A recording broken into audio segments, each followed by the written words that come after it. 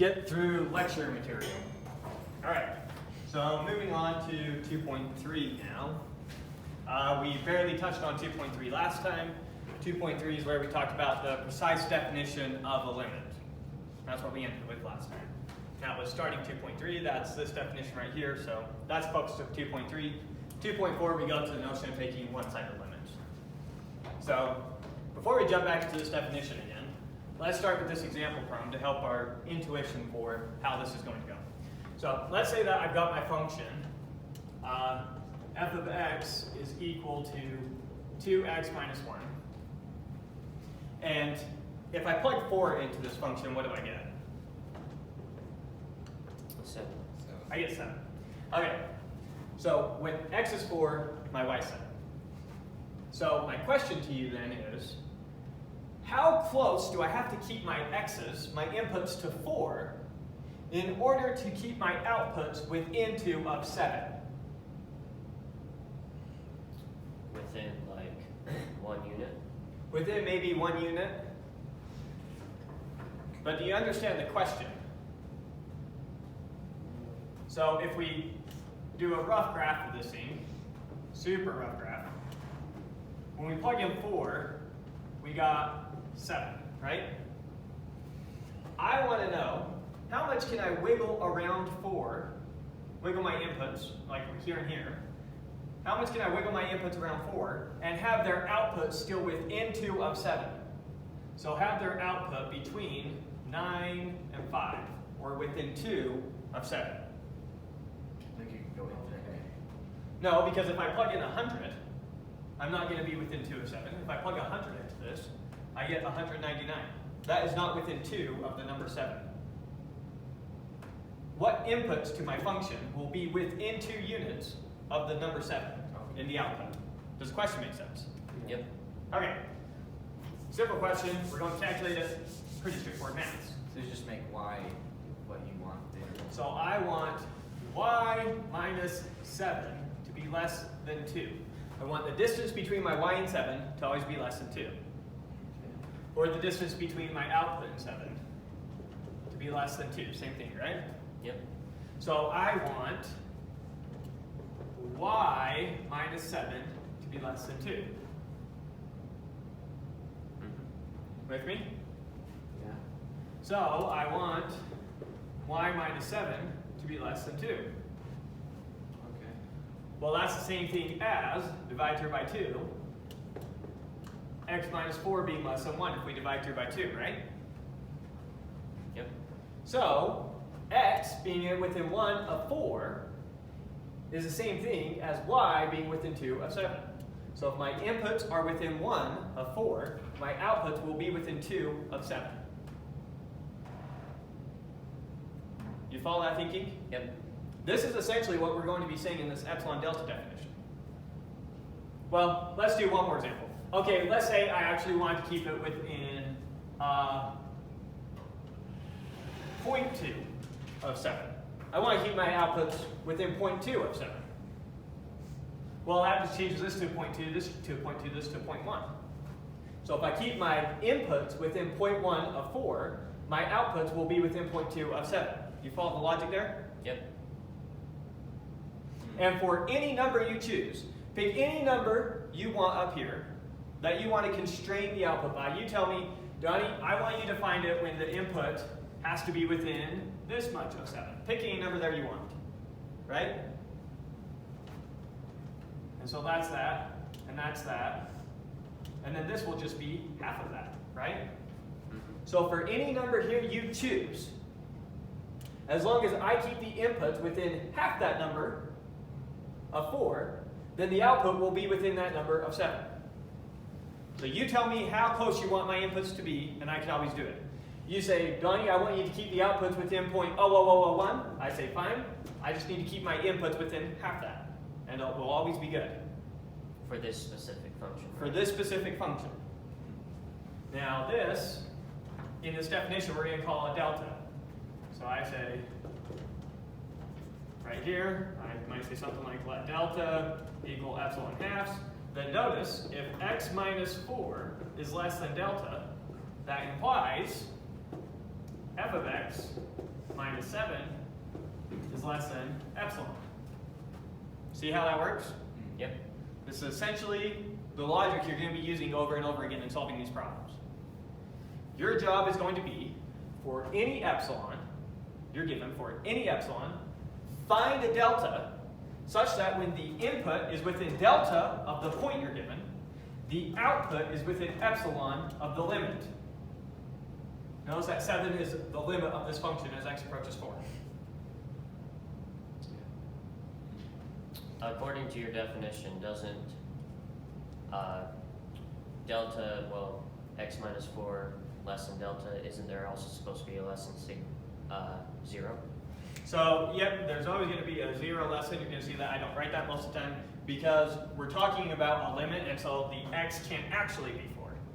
So that's trivial, and that's just like reminding it. So I put it there because the author puts it there, but that doesn't really add anything since x can never actually be c when we're taking the limit as x approaches c. So you already know that, but yes. Okay. Why are you subtracting 7 in the first one? Right here, Yeah. I want to keep the distance between f of x and 7 less than epsilon. How do you calculate distance? The absolute value of the difference. What if it's negative 7 you're trying to find? Does it turn to positive 7 in the... Yeah, and that would be a plus. When you subtract a negative 7, it's plus. It doesn't matter what two numbers you have. If you ask me what's the distance between negative 3 and negative 7, the answer is negative 3 plus 7, which is equal to 4. The distance between negative 3 and 7 is 4. Doesn't matter what two numbers you plug in, a minus b, absolute value, always gives you the distance between them. As long as they're not the same. Even if they're the same. You plug in the same number, the distance between them is 0. Over here, we never plug in the same number because we're going to be taking the limit as x approaches 0. Oh, because we're taking the limit. Yes. Gotcha. Or as x approaches that number, 4. Yes. So in the limit, we never actually use the point. So if our functions have a little hole right at the point, who cares? So, well, we'll get to that when we get to that. Anyways, so now let's read this definition, and hopefully it will make more sense now that we've gone through an example like this.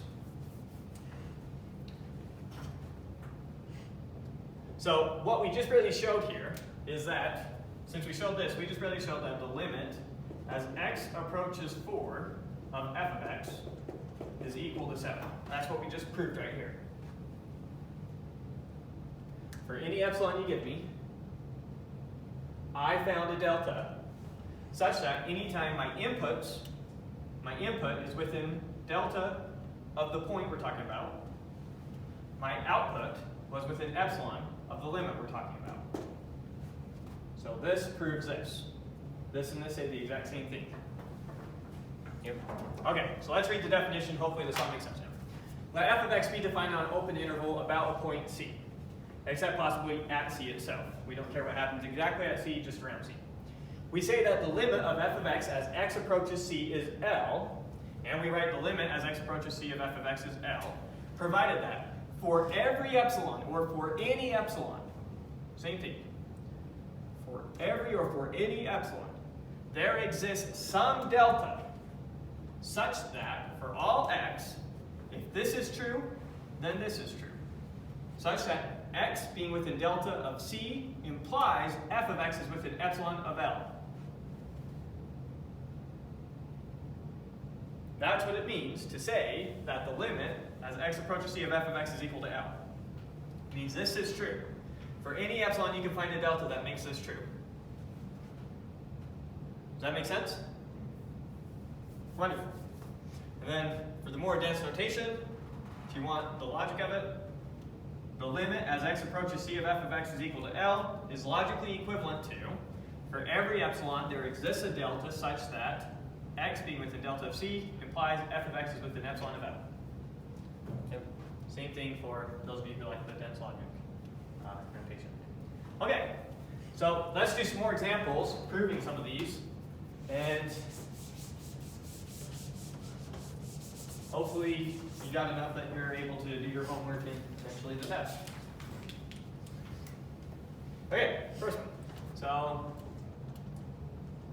going to do a proof that the limit as x approaches 1 of 5x minus 3 is equal to 2. So I'm going to prove that this is the case. And I'll just write it out like a normal proof, just does. 1, let f of x equal 5x minus 3, comma, and let epsilon greater than 0 be given.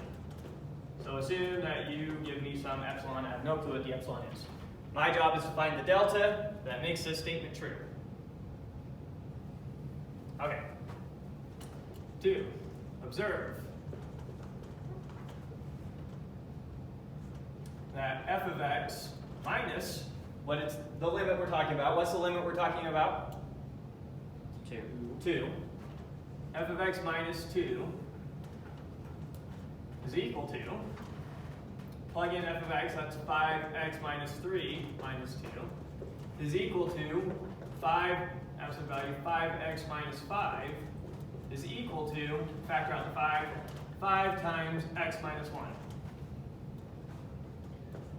Now, before you get confused as to why I'm just stopping there doing that, let me give you the general pattern for how we solve these problems.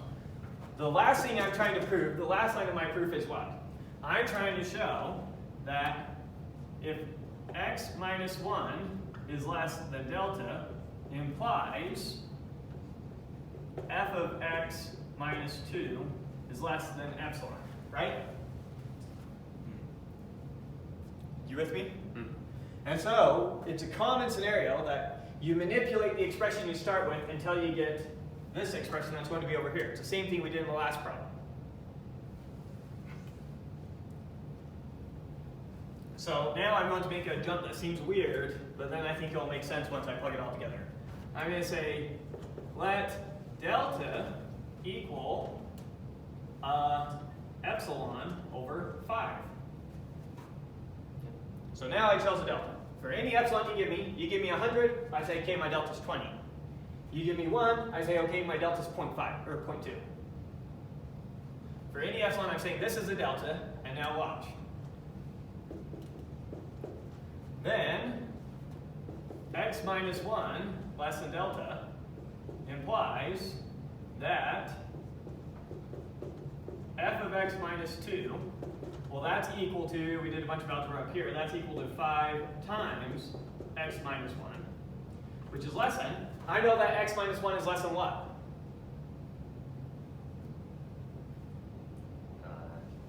What do I know x minus 1 is less than?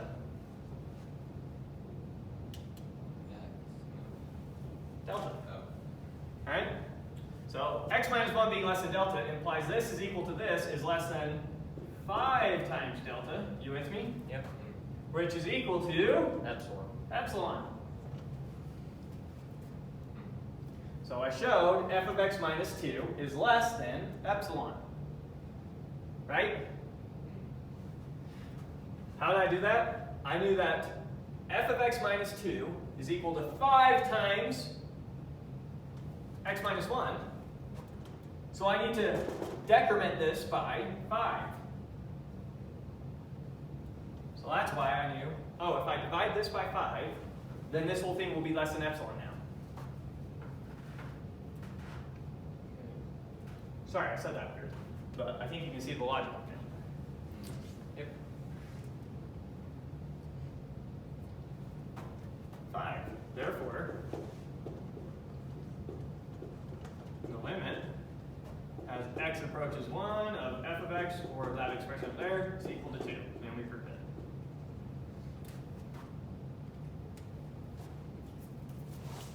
When we rework the same problem, not as formally, doing the algebra the same way that we did before, and maybe that will help tie it all together.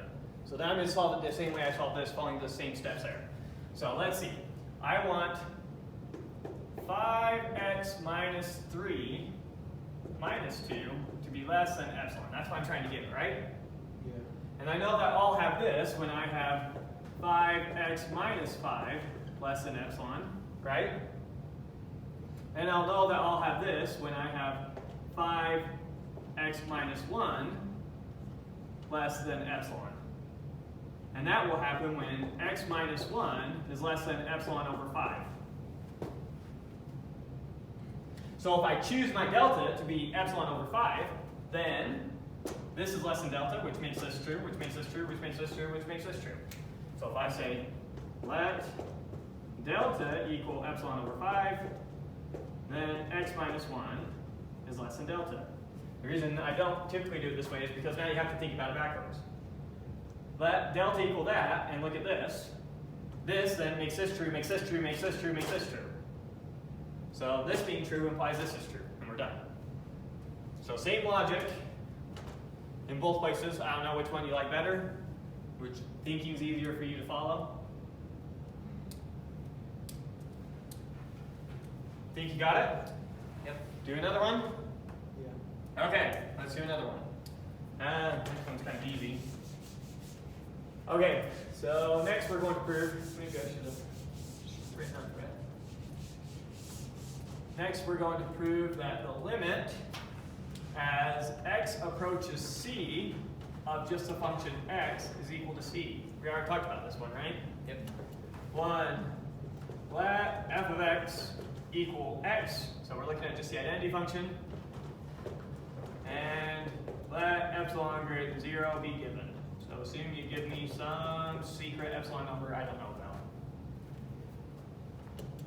2. Maybe I'll write this. Trying to think what's redundant and what's useful. Observe that the absolute value of f of x, what am I trying to show its limit goes to? C. C. Observe that that is equal to x minus c. Right? Now where am I ultimately trying to get? I'm trying to show that x minus c less than delta implies f of x minus c is less than epsilon. What should my delta be? Epsilon over c. Not epsilon over c. Epsilon plus c. No? What does delta have to be so that if this is true, this is true? The same thing. Perfect. 3. Let delta equal epsilon. Because it's just the identity function. Right? It grows at the same rate. If I make my inputs bound by the same amount, my outputs are bound by the same amount. Anyways, let delta equal epsilon. 4. Then x minus c less than delta implies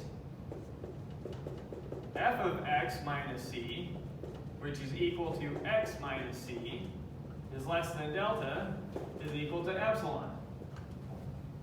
And we're done.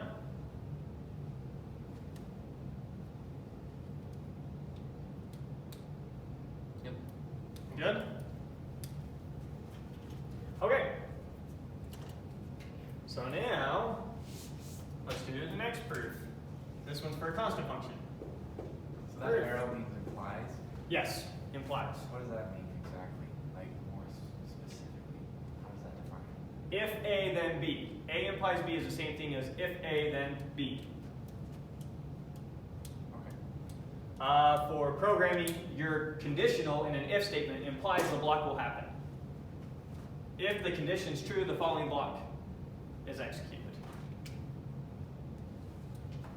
So you're used to if some condition, and then you have some block. Yeah. This condition being true implies the block is run. But, so. It's If not, the condition, then the block's run.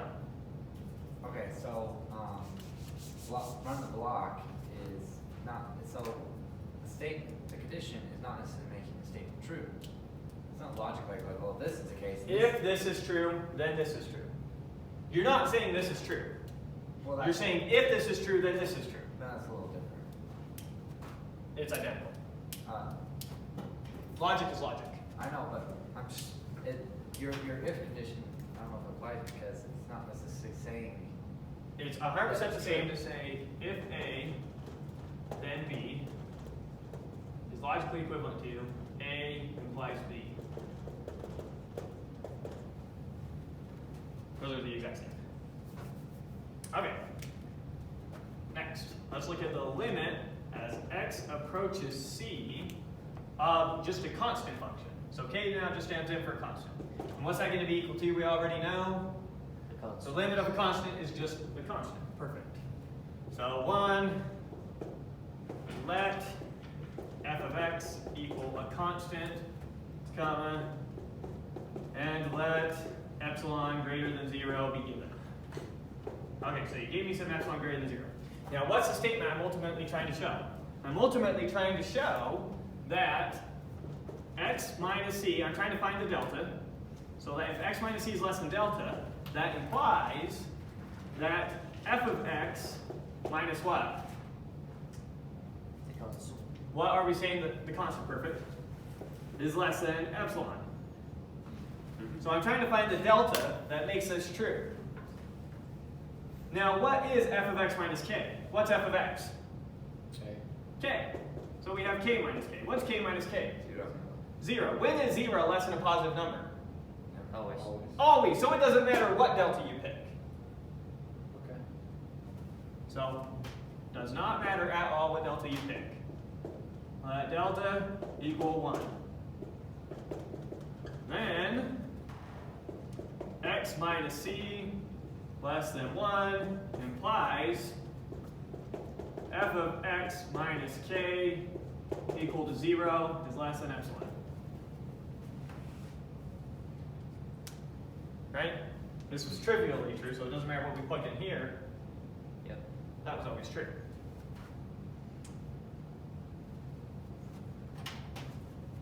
Okay. Next. Okay, go back to one with actual numbers. So this one, we're going to take an actual epsilon, a concrete one, which is going to be 2, and find a corresponding delta that works for it. So what we did at the start, when I said I want to stay within 2 of 7, now we want to stay within 1 of 2 with this function. With me? Yep. Okay, so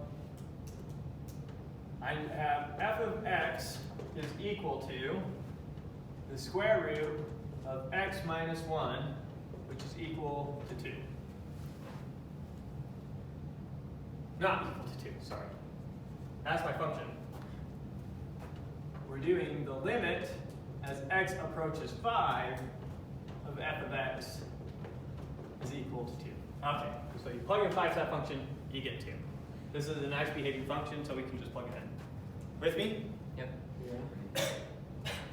So, I'm trying to find the delta such that f of x minus 2 is less than 1. Trying to find the delta for x. What do I need to constrain x by to make sure that this is true?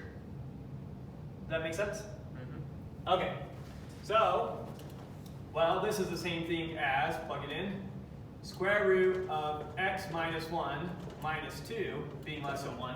Why did you decide less than 1? It's given in the problem for epsilon equal to 1. I missed that. Okay.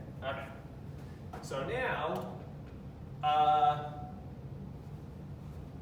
little known fact, if I know that the absolute value of a is less than 2, that's the same thing as saying negative 2 is less than a is less than 2.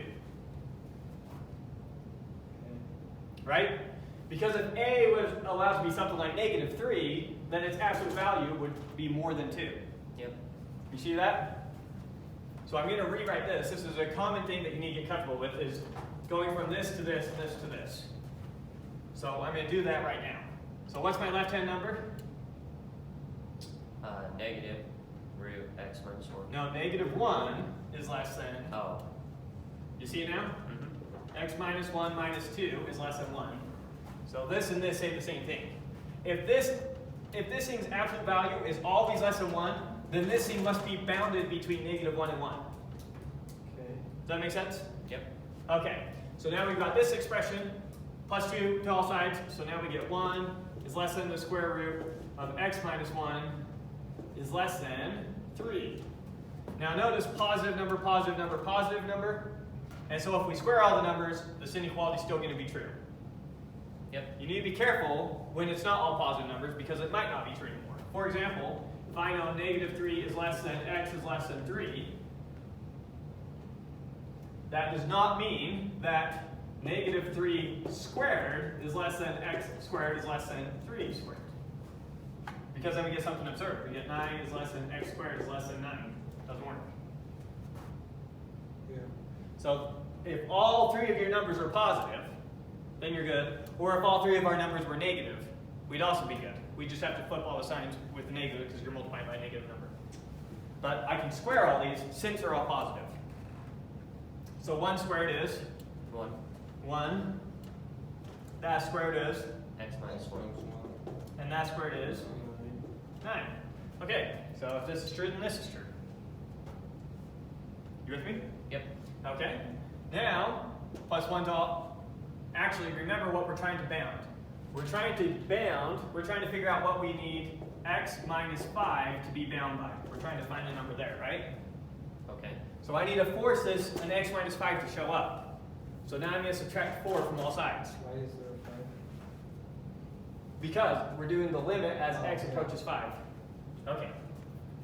So I need the 5 to show up in there, so I'll subtract 4 from all sides. 1 minus 4 is? Negative 3. This minus 4 is x minus 5. This minus 4 is 5, right? Okay. So, what number can I bound this by to make sure that this is always true?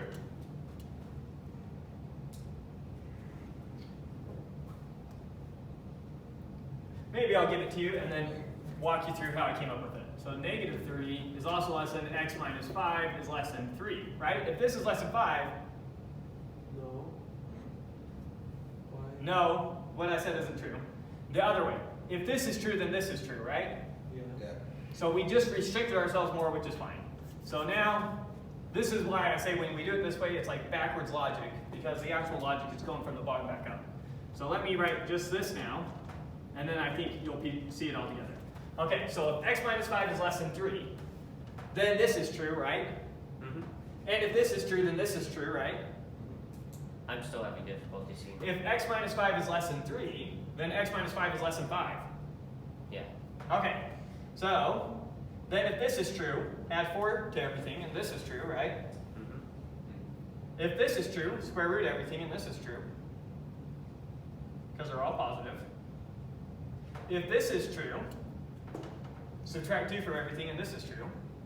This is just another way of rewriting this. This is just another way of rewriting this. So if this is true, this is true.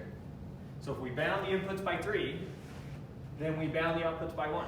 So 3 is your delta. So 3 is your delta. Why not just say 5 is your delta? Because, let's say that we tried to do 5. Okay. So now we have a 5 here, and a minus 5 here, right? Uh-oh, I can't go from here to here. Just because I know that x minus 5 is greater than negative 5 does not mean I know it's greater than negative 3. That's right. So we can be more restricting as we go down. We can't be less restricting. Why do you have to have a negative 5 and a 5 on both sides, or a negative 3 and a 3 on both sides? I'm saying why not just leave it at the negative 3, x minus 5 and 5? So that I can rewrite it like this. This to this conversion only works if you have the same number on both sides. Same number. Okay. Yeah. That makes sense. Now we can always restrict it more. So 3 is a valid answer, but let me give you another valid answer. That's also a valid answer. There isn't just one delta, there's infinitely many deltas at work every time. It's just you need to find at least one delta. If for any epsilon you can find a delta, then you're good. So this also works. 1/2 also works. If the absolute value of x minus 5 is less than 1/2, then x minus 5 is bound by these, right? Mm-hmm. And if x minus 5 is bound by negative 1/2 and 1/2, it's definitely bound by negative 3 and 5. Yeah. And so the rest is still true. You can make the delta as small as you want. Sometimes we're tempted into finding the biggest delta that works because it somehow seems natural. But you can always use a smaller delta. You don't need to always find the biggest one that works. You go from negative 3 to negative 1/2 though, and that's okay. Remember, when you solve it like this, the logic goes backwards. Okay. We're saying this implies this implies this, etc. up. We are not saying the other way around. We were like working backwards to find a starting point. So how would you prove it then? That's why in the proofs it feels awkward, because out of the blue I say let delta equal the sinc. And then I start proving. That's So right. in the proof, I actually write out my math this way. So that's why I wrote it both ways for you. So the proof, when you're reading it, follows better. But this way, when you're actually solving for it, seems easier. So that's why I show it both ways. Okay. Okay, so that was that one. Let's do another one. Prove that the limit, that thing, let's write it.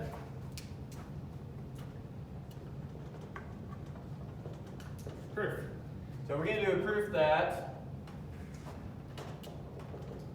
the limit,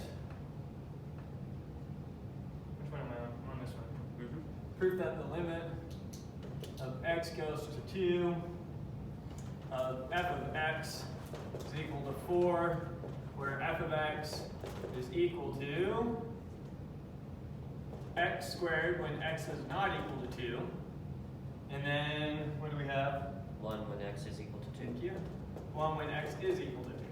Okay, so this is going to be one of those problems where paying attention to the fact that this is always greater than 0 matters now. Okay. Because which function am I going to use for this whole thing? Because notice, how do I choose between these two? Well, since I'm going to be doing the limit as x approaches 2, I can use anything but 2. So I'm always going to be using this part of the function, not this part. Gotcha. Okay? But now it's just proof. 1. Let epsilon greater than 0 be given. 2. Observe that the absolute value of f of x minus what's the number? 4. 4 is equal to x squared minus 4 is equal to, we can factor that. What does it factor into? Can you factor it by 2?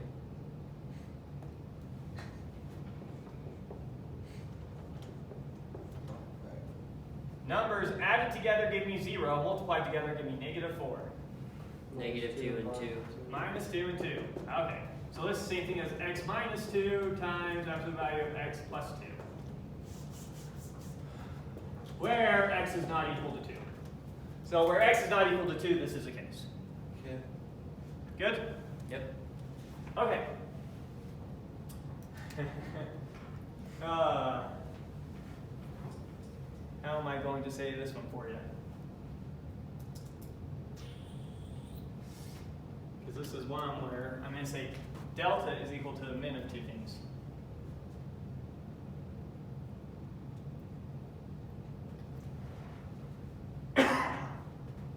Okay, so this is going to fill out the blue, and then we'll see where it's coming from. Let delta equal the minimum of 1, and it turns out it's going to be epsilon fifths, but we'll see where these are coming from. What do you mean the minimum? Whichever is smaller of those two. Okay. So this tells me that delta is less than or equal to 1, and delta is less than or equal to epsilon fifths. That's why I know from this statement. Since it's the min of those two, I know this and I know this. Okay. It definitely can't be bigger than 1, and it definitely can't be bigger than 3/5. Or epsilon fifths, not 3/5. Why can't it be bigger than 1, like 1.5? I set delta to the minimum of those two numbers. It's whatever's smaller of those two numbers. Oh, I see. Okay. Okay. It's like if I said, I want the smallest person in the room to come up here, pretend we don't know who's in the room, but I know that your exact height happens to be 5'9". So then I know that the smallest person in the room is the minimum of whoever walks up and 5'9". You might be the smallest person in the room, but there might be someone smaller than you. Yep. So the smallest person in the room definitely can't be more than 5'9". Make sense? Yep. Okay. So we got that. Okay. Then, let's just start writing it out. Then, x minus, let's see, our point that we're going to, 2, less than delta,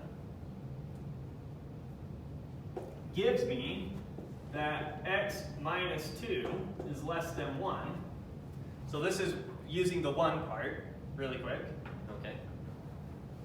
Which gives me that negative 1 is less than x minus 2 is less than 1. Which gives me that plus 2 to all sides, 1 is less than x is less than 3. So whatever x is, since I'm choosing delta to be the minimum of these two, I know that x for sure can't be more than 3 and for sure can't be less than 1. It might be more restricted than that, but now it's at least that restricted. Okay. You with me? Yep. Okay. So then, the pesky part here is I don't know what to do with this x plus 2. If this x plus 2 were just a number, then I could just say epsilon divided by that number and we'd be done. But this isn't just a number, so I somehow needed to bound this. So by putting 1 in here is going to bound how big this thing can be. And then that's how I got my epsilon divided by 5, because it turns out with this bound, the biggest this can be is 5.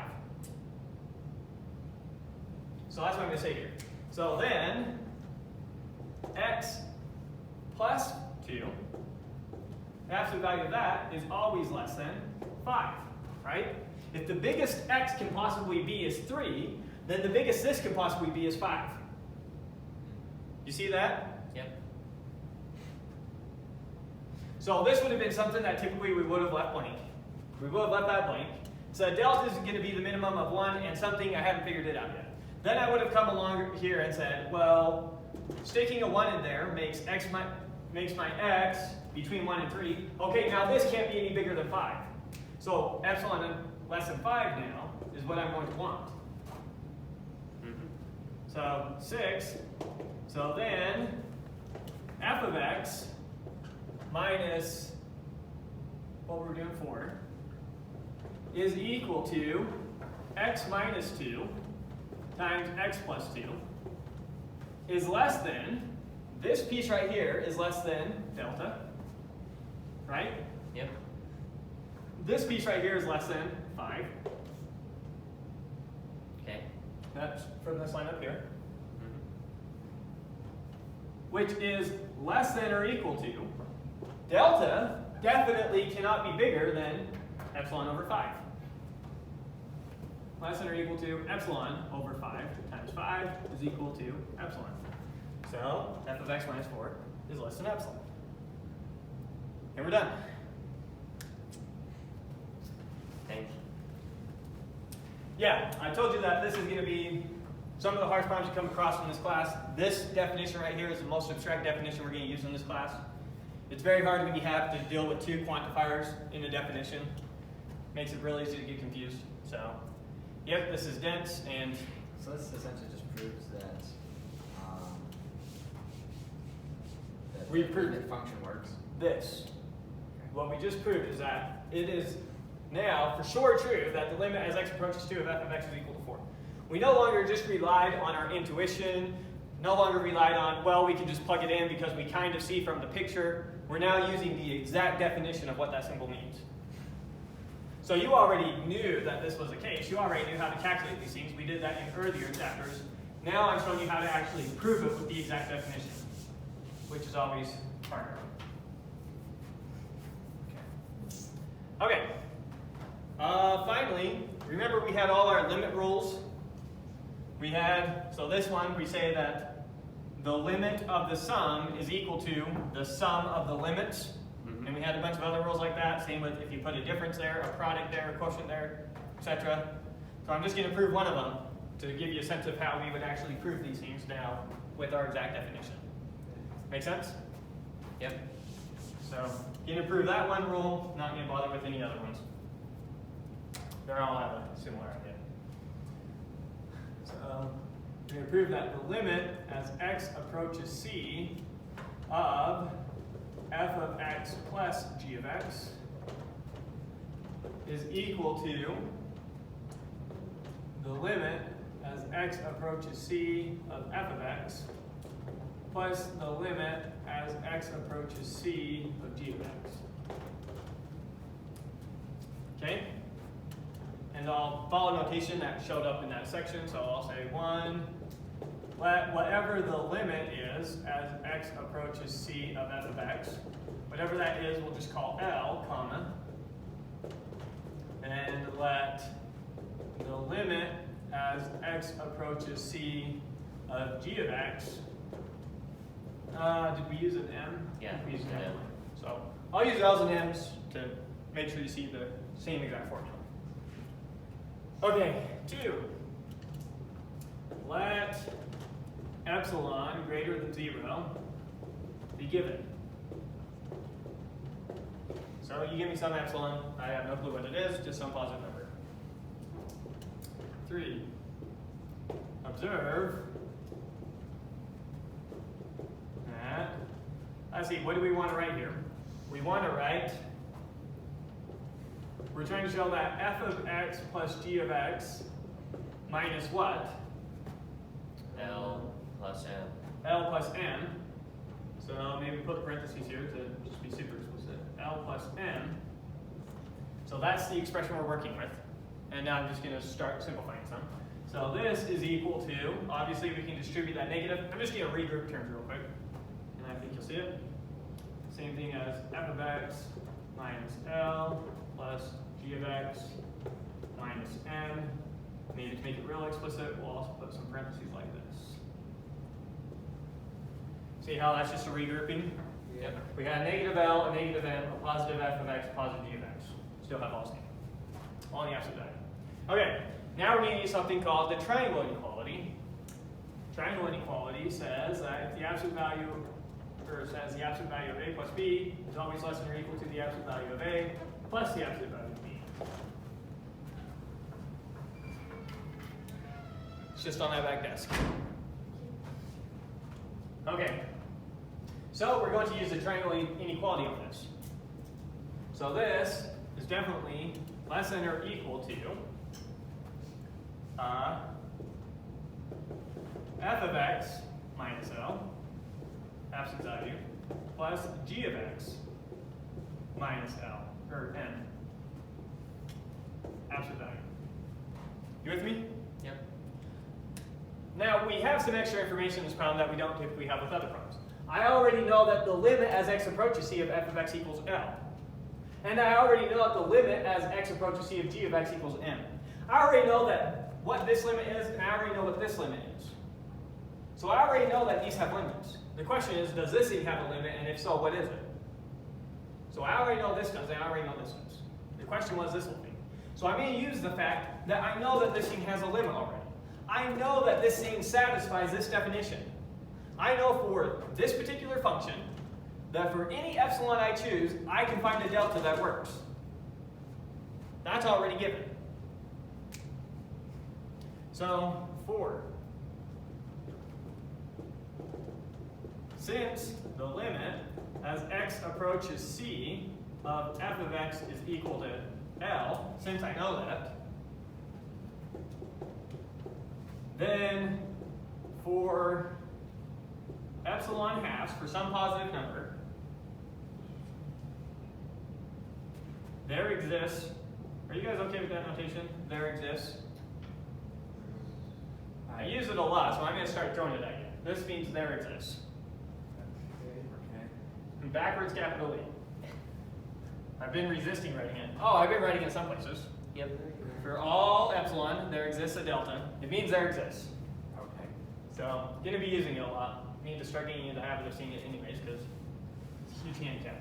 Okay.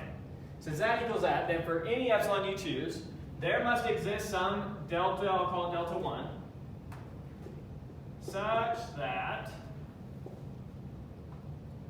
x minus c less than delta 1 implies f of x minus L is less than epsilon halves. Since I already know that the limit of this is L, Since I already know the limit as x approaches c of f of x is L, then I know for any positive number, here's a positive number, there must exist some delta such that when x is within that delta of c, then f of x is within that positive number of L. Why not just use epsilon? Why epsilon halves? This epsilon was already given to me in the problem. Here's what I'm going to do. I'm going to say, look, this is less than epsilon halves, this is less than epsilon halves, therefore add them together, it's less than epsilon. Okay, That's I see right. where you're going. Yep.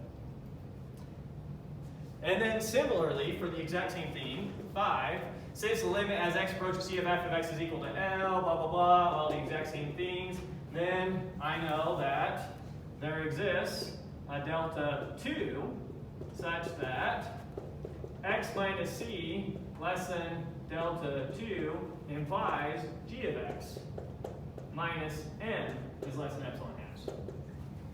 With me? Yep. 6.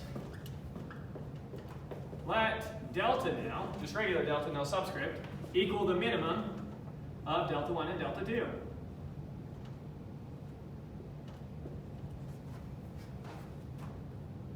So notice now, if x minus c is less than delta, this is also true. This statement was true when x minus c is less than delta 1. Delta can only be smaller than delta 1. So if restricting it by delta 1 works, then restricting it by delta definitely works. Yep. Same with this one. So both these statements are now going to be true when it's delta. So maybe just write that. Observe x minus c less than delta now implies f of x minus L is less than epsilon halves, and it also implies, so it implies this whole thing, we'll put big parentheses, and the absolute value of g of x minus m is less than epsilon halves. So it implies that whole thing. See that? Yep. Since when x minus c is, so delta is a number smaller or the same size as these two numbers, can't be bigger. So if this number right here is 2, and x minus c being less than 2 makes this true, then x minus c being less than 1 definitely makes it true as well. So if I make this number smaller, this implication is still true. If I make this number smaller, this implication is still true. If this implication is true for this whole interval, it's definitely going to be true for a smaller portion of that same exact interval. I don't know, come up with a bunch of ways to say the same thing. Do you get it? Am I just making it more confusing by saying it over and over again? Yeah.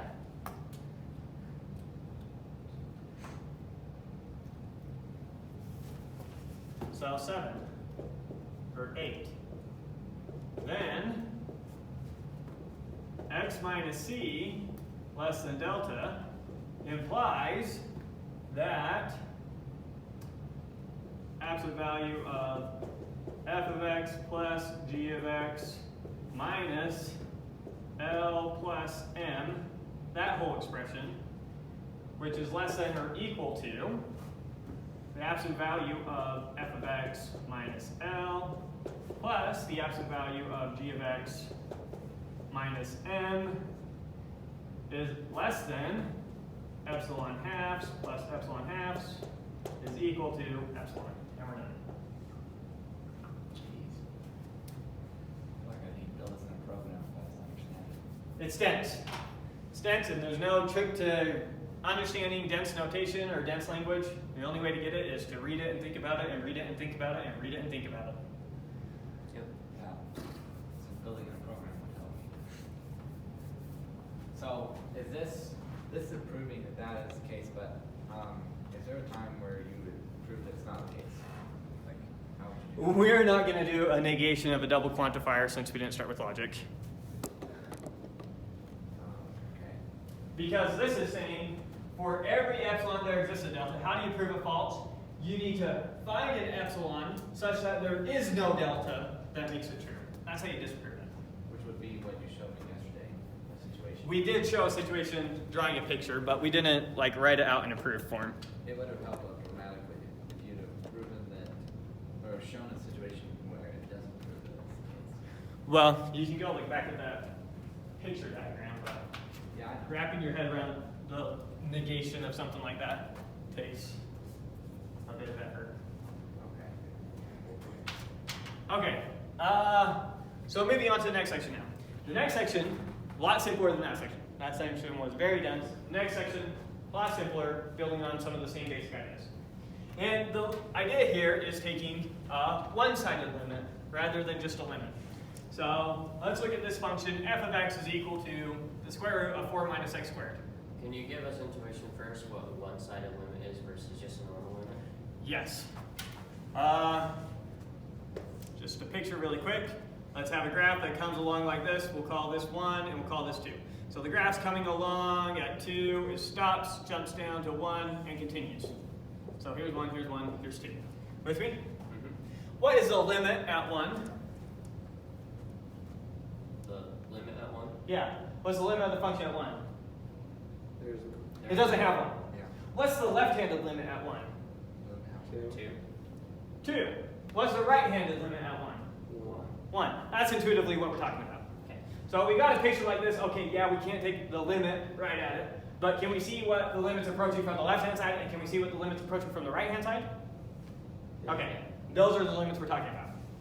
It's that simple. That's the whole idea. Okay. And the only change in our notation is, if we're approaching it from the left-hand side, we use a plus. If we're approaching it from the right-hand side, we use a minus. Okay. And that might seem kind of counterintuitive. Why do we use plus if we're approaching from the left and minus if we're approaching from the right? Because if we're approaching from the left, we're getting bigger. Yeah, you're right. And if we're approaching from the left, we're getting smaller. Makes sense. So to write it out here really quick, the limit as x approaches 2, and if we come from the left, is that right? Now I'm wondering if I said that right. Makes logical sense. Nope, I said that backwards. Okay. Why is it the other way? I don't know, my intuition automatically was the other way, but so I said that wrong. So positive numbers are on the right, we're going to come from the positive side. Where you're coming from, not where you're going to. That Okay. hurts. That makes sense. So if we're coming from the right-hand limit of this thing is, of f of x, if we call this function f of x, is equal to 1. And the left-hand limit is equal to 2. Okay, so that's the whole idea of this section. All right, so let's do one really quick, more concrete example. Looking at that function, f of x is equal to the square root of 4 minus x squared. First off, what is that function? Let's write it as y is equal to the square root of x squared minus 4. That? Oh, thank you. Wrong order. 4 minus x squared. What is it? You don't know what that is? Okay, let's look at this. Y squared is equal to 4 minus x squared. Want to try it one more way? X squared plus y squared is equal to 4. I'm asking, what does this look like? What is this function? Oh. What's this? Pythagorean theorem. Okay, that's the equation of a circle. Well, it looks like something you would put there. Why is that the equation? Because if you plot all those points, it makes a circle of radius 2. Yeah. 2. Oh, gotcha. I remember now. It's like all the x's and y's, when you plug it to the Pythagorean theorem, you get 4 for the hypotenuse. So let's make all the points where if you constructed a triangle from the origin, the hypotenuse will be 4 with that triangle. There's one way you can think about it. Or here's your origin. Okay. Where x could be in positive or y could be minus or positive. Right, plug in minus or negative when you square it, and then it comes out like that. It's like you get 4 different possibilities. So now if we look at this backwards, if you started with this, you could rewrite it like this, you could rewrite it like this, but then you'd have to write plus or minus. Y is equal to plus or minus, right? We're really looking at the positive case, so we're looking at the top half of a circle. Does that make sense? Yep. Okay, so we're looking at the top half of the circle with radius 2. That's what we're looking at.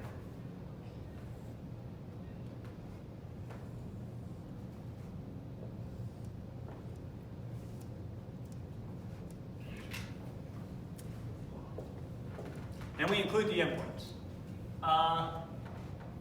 Look at the domain of this function. First off, it's a function, right? So we can't do a whole circle. A whole circle is not a function. It doesn't pass the vertical line test. What's the domain of this function, though? Can't be greater than 2. Can't be greater than 2. Can it equal 2? Yes, Yes, it can equal 2. So our domain, we go up to 2. How far down do we go? negative 2. Infinity. Plug in negative 5. Oh, you're right. So how low can we go? Negative 2. Huh? Can't be, Yeah, negative 2. So here's our domain. Negative 2 to 2. When you look at the picture of the circle, obviously those were the x points we plugged in. And what's the range? 2. 0 to 2. 0 to 2. Right? Just looking at the picture. Range is the outputs. Okay. Domain's the inputs. Good? Okay, so here's what it looks like. So now I want you to tell me each of these limits. What is the right-hand limit of f of x as x approaches 2? 0.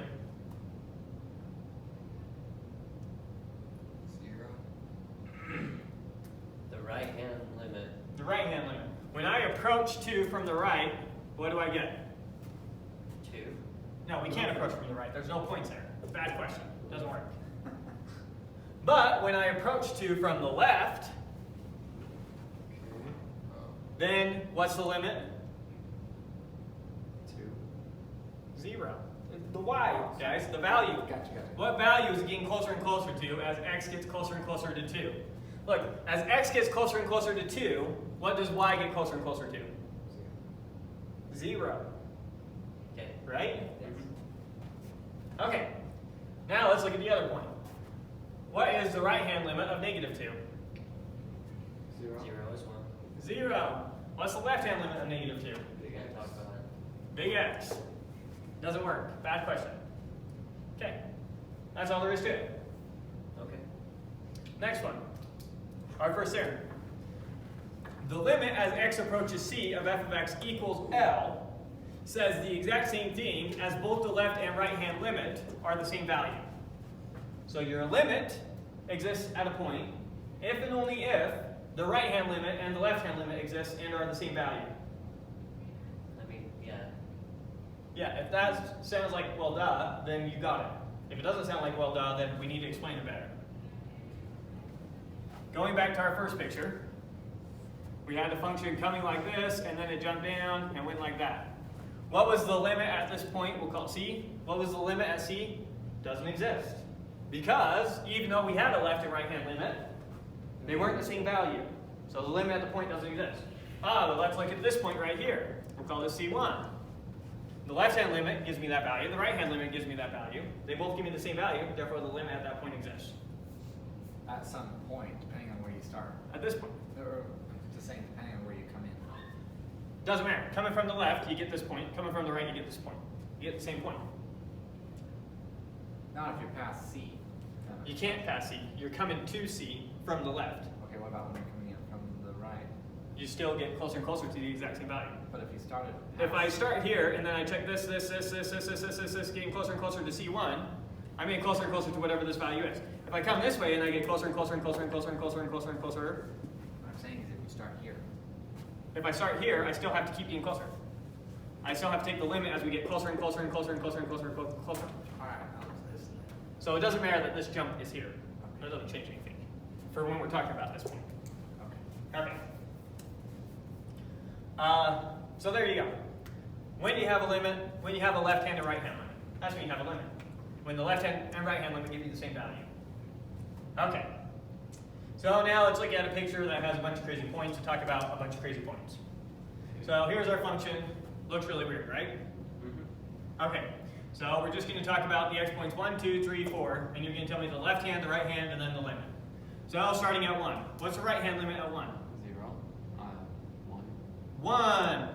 If we approach 1 from the right, we're up here. Yep. Okay. What's the left hand limit at 1? 0. 0. 0. Follow that? Yep. What's the limit at 1? Can. Undefined. Doesn't work. Bad question. Alright. Start again. let's look at the left-hand limit at 2. What do we get? You got Two. one. Or one. One. Yeah. 1, right? Yeah. 1. If we take the right-hand limit at 2, what do we get? One. If we take the limit at 2, what do we get? 1. Good? Yeah. Yep. Okay. Another one. Let's look at 3. Left-hand limit? 2. 2. Right-hand limit? 2. Limit? 2. Wonderful. 4. Left-hand limit? 1. Right-hand limit? No. Limit? Nothing. No. Do you want us to put X there or No. undefined? You need to put undefined.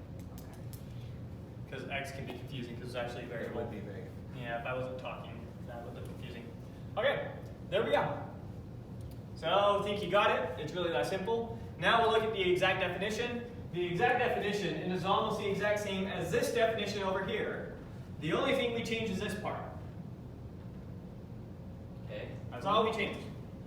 So, instead of it being this, well, notice really quick that 0 less than x minus c less than delta. Well, we don't even need that part there. This says the exact same thing as minus delta less than x minus c less than delta, right? Yeah. Plus c to all sides, c minus delta is less than x is less than c plus delta. You with me? This says the same thing as this, says the same thing as this. Okay. The only difference in definitions is going to be when I'm talking about a right-hand limit, I only care about extending on the right-hand side of the interval, the right-hand side of C. Drawing a picture of what this interval looks like. Here's C plus delta, here's C minus delta. When I'm taking a right-hand limit, I only use points to the right of C. When I take a left-hand limit, I only use points to the left of C. Make sense? Mm-hmm. So the only thing that changes is, if I'm only using points to the right of C, I get rid of this minus delta here. This is saying x is between C and C plus delta. That's saying x is always over here. Okay.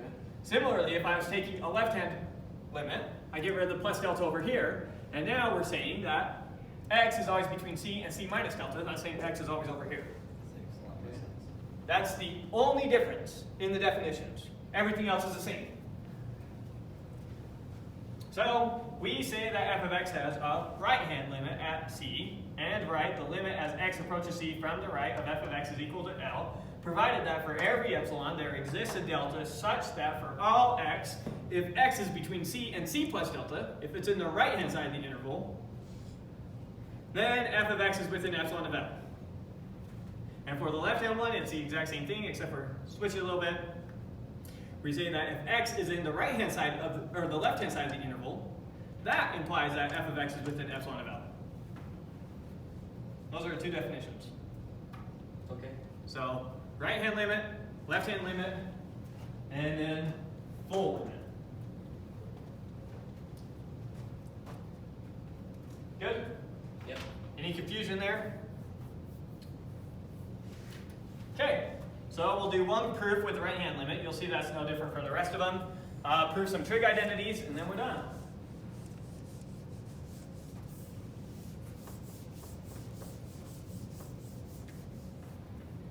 So proof with the right-hand limit. Proof that the limit as x approaches 0. 0 from the right of square root of x is equal to 0. 1, let f of x equal square root of x, comma, then let epsilon greater than 0 be given. 2, observe that absolute value of f of x minus 0, L, is equal to, well, this is just a square root of x, right? Yep. Square root only spits out positive numbers, so the absolute value is redundant here. This is just square root of x. Good? Yep. Now, what are we trying to get? I'm trying to get square root of x less than epsilon. So keep track of where we're trying to get. We're trying to get x minus 0 less than delta. I'm trying to find the delta that implies square root of x minus 0 is less than epsilon. Here's what I'm trying to get. What's the delta then that I need?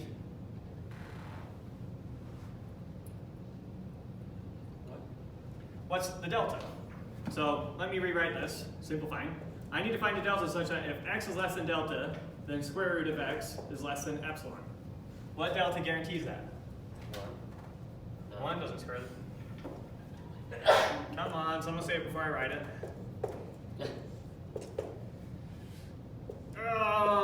Epsilon squared, right? If x is less than epsilon squared, then the square root of x is less than epsilon. Okay. Right?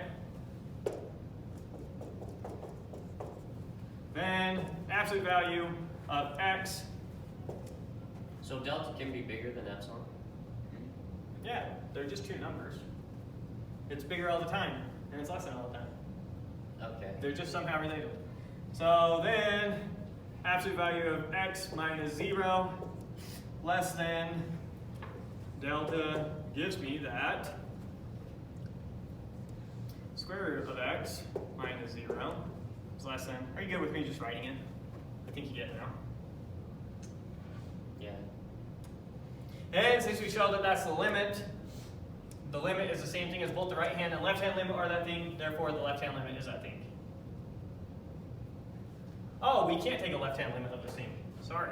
We can't use negative numbers because we can't plug a negative number into that. So it only has right? So I cheated. Most of the algebra is going to be the exact same here. Let's go back. The delta less than epsilon half still works. Then, if 0 is less than absolute value of x minus 0 is less than, let's just start from actually this point. And then I think that'll make it the most clear. So I'll just write out this exact statement. So, 4. Then, what's my c? 0. 0 less than x less than 0 plus delta. So then 0 less than x less than 0 plus delta Okay. implies that 0 is less than x is less than epsilon squared, because that is delta. Implies that, take the square root, 0 is less than the square root of x is less than epsilon. Implies, okay, now we can say, well, it implies definitely that the square root of x is less than epsilon, which is the same thing as absolute value of square root of x is less than epsilon. And we're done. Because absolute value of a square root doesn't change anything. Square root's always positive. You can't take a square root and get a negative number out. Okay. Anyways, so not much of a difference between these right hand and left hand limits. Most of the thinking in the proof is almost identical. The only thing that was weird is, okay, now I'm going to start right here instead of starting, I'm going to start with this when I go back to plug in instead of starting with this. And still show it implies it. So we show this implies this rather than how it was before. Anyways, that's that. Okay, so moving on now to sine of theta over theta proof. Prove that the limit as theta goes to 0 of sine of theta over theta is equal to 1.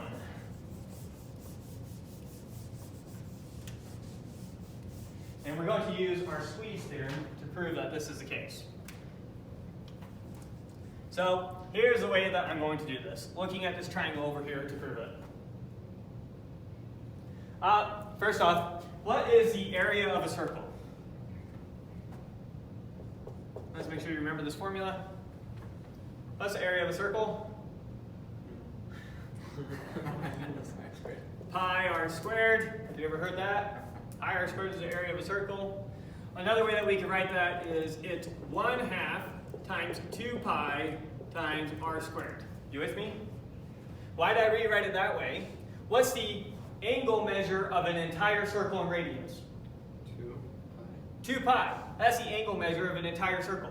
If pi r squared is the area of a whole circle, what's the area of half a circle? Pi. Pi. if pi r squared is the area of a whole circle, what's the area of half a circle? Just pi r squared over 2. Yes, it's just pi r squared over 2, nothing tricky. So pi r squared over 2, right? Notice that if we plug in pi here, which is the radian measure of half a circle, then we would have gone 1/2 times pi times r squared.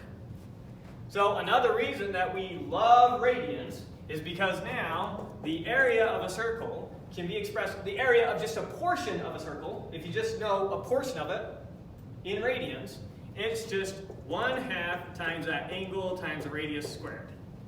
And when you plug in 2 pi, you get that for the whole circle. You with me? Yep. So area of a circle, 1/2 the angle times the radius squared. Area of a circle. Good? Okay, so now what am I going to do?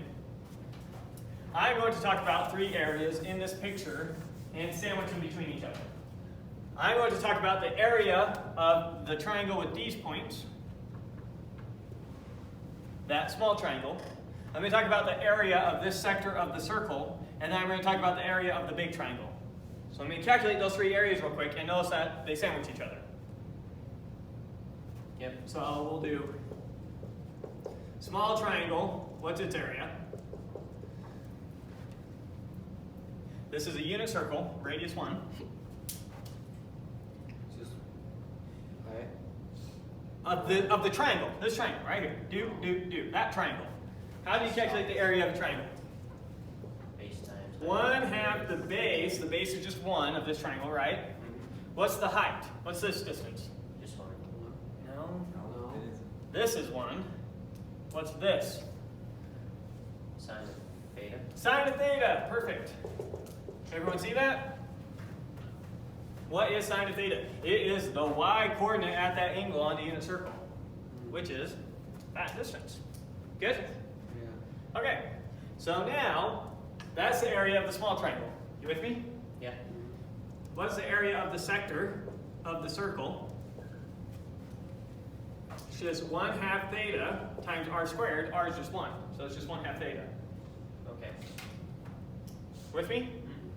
That's the area of this sector now, going from here, taking the outside edge like that.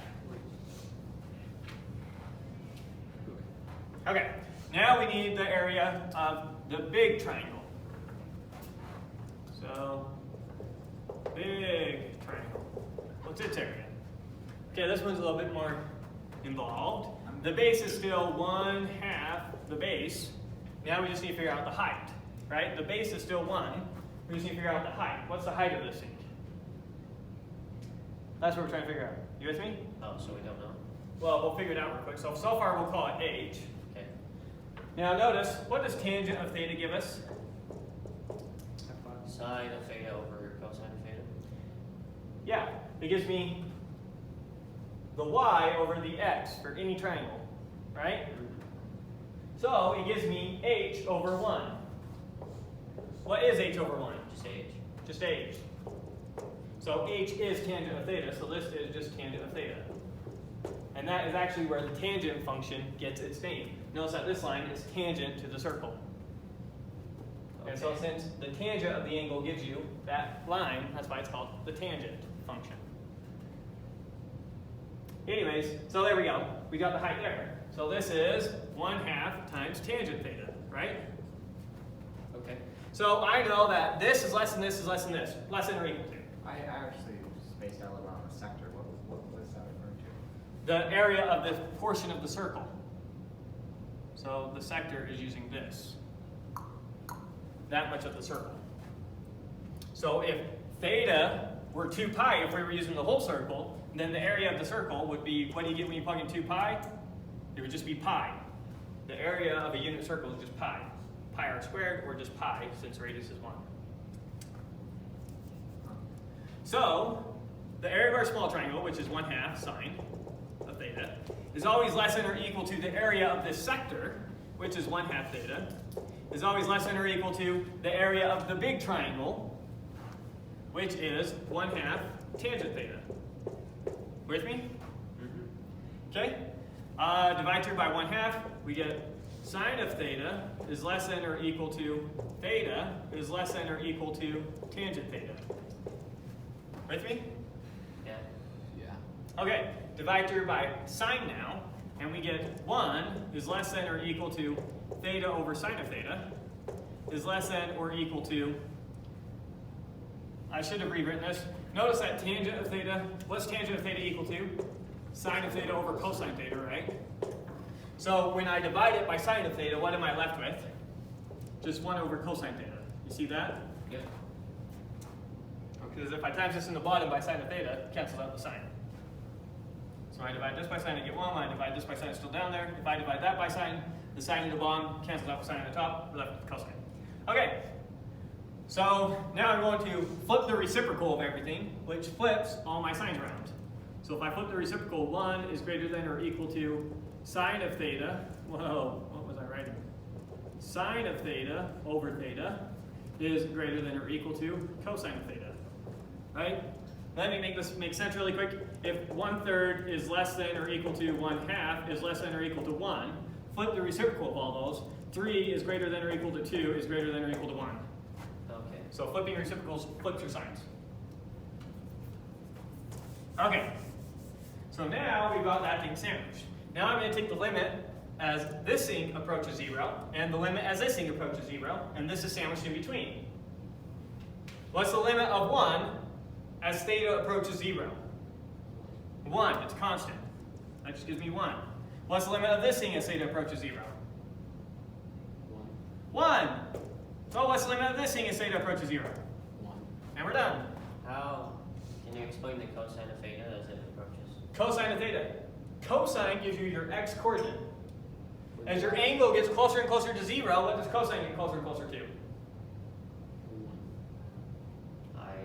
I'm still lost. Okay, unit circle.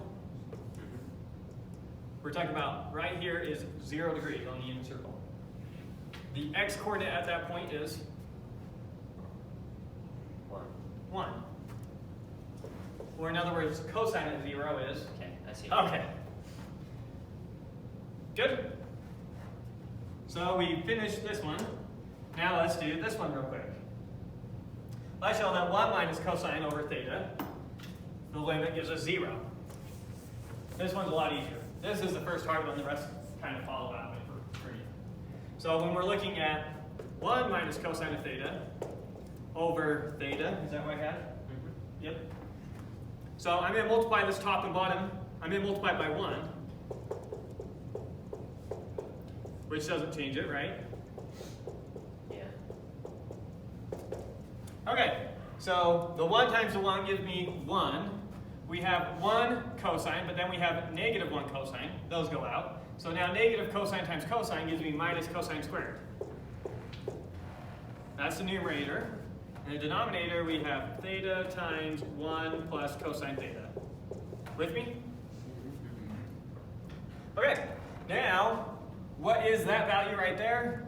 You might remember something to this effect. Cosine squared of theta plus sine squared of theta is equal to 1. So what does that equal? What's 1 minus cosine squared of theta? Sine squared of theta. Sine squared of theta. So this is the same thing as sine squared of theta. So sine of theta times sine of theta. I'm just going to write it 2 ways.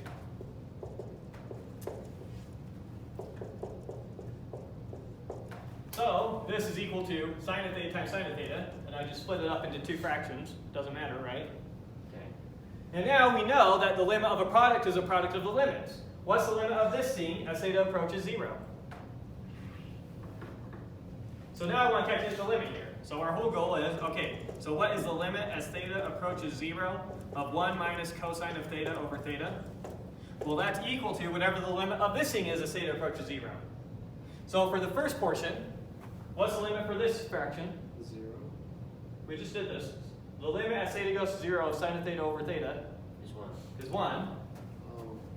Times, now let's look at this one. What's the limit of sine of theta as theta approaches 0? As your angle gets closer and closer to 0, your y-coordinate gets closer and closer to 0. 0. So the numerator is going to 0. What about the denominator? Are we doing a bad limit? Can we get a value here? Yeah. What's cosine? 1. And 1 is? 2. 2. So when we take the limit of that, we get 0 over 2, which is just 0, which works. So 1 times 0, which is, well, 0. Good? Yep. Okay. Now now the last problem just wants us to find the limit as t approaches 0 of tangent of t times secant of 2t over 3t. So I'm finding the limit as t approaches 0 of that messy thing. Now that looks like a nightmare. Replace everything with sines and cosines, and I think it'll clear right up. What is tangent of theta? Sine of theta. Sine over cosine, so there's our tangent, times, let's see, what's secant? It's 1 over cosine. Yep. So times 1 over cosine of 2t, times 1 over 3t. See how that's all the same thing? Okay, and that is equal to, now I'm just going to regroup terms. I want to group that t over here with my sine, so I'm going to write this as sine of t over t times 1 over cosine of t times 1 over cosine of 2t times 1 over 3. Still have all the same terms, right? The numerator is still just sine of t. My denominator, we have cosine of t, cosine of 2t, 3t. Good? You're just multiplying them all together. You get the same number. How'd you get cosine of t in the denominator? From tangent. Shouldn't that be on the top still though, in the numerator? Okay. I'm just lost on how you got that. How can I make this make sense? 1/2 of 6 divided by 2 gives me 3/2, right? Yeah. Which is the same thing as 1/2 of 6 divided by 2. Yeah. So I can shoot my tangent. I can pull my tangent out in front. Wait, because the first one gives you 3/2 and the next one gives you 3. No, you're right. Sorry. Algebra just works. Crazy. I don't even have to think about it. Okay, so that's how the cosine gets in the denominator. Okay, I think I Good. see that. So that was going from here to here. I wrote tangent as sine over cosine. Anything else? Where? So now we're ready to take the limit. What's the limit of this as t goes to 0? 0. 1. No, 1, sorry. 1 times, what's the limit of this as t goes to 0? 1. What's the limit of this as t goes to 0? Isn't that just 1 still? Still just 1. As t goes to 0, 2t goes to 0. If t's getting smaller and smaller, 2t gets smaller and smaller. Same thing. Times 1/3. So the answer is just 1/3.